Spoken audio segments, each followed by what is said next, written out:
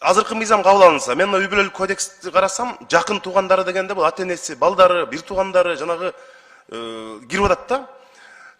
Эгерде бирөө коррупция менен кармалса, эми аялы, балдары мындай макул, ошол жанагы кызматта болсо баласы.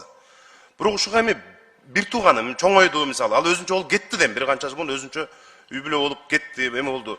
Бирок ушу коррупция менен кармалса эмесе, ошо бир тууганы дагы жооп береби мамлекеттик кызматтарга, аралашпай кала турган болобу же ушул жагын кандай карап атабыз?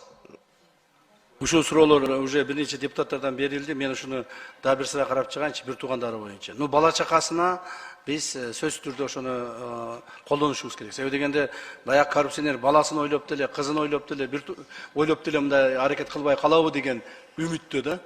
Ал эми бир туугандары сиз айткандай бир тууганы өзү үйлөнүп, жайланып, бала чакалуу болуп, иштеп жүрсө, анан кийин беркинси колго түшүп калса, аны апарып ишиген кеттеп турса, мыйзам чегинде деп. Бир аз одоно болуп калабы деп мен да ойлоп калдым азырчы. Биз согласовать этели экинчи окуудан мүмкүн биз өзгөртүү менен келебиз. Рахмат.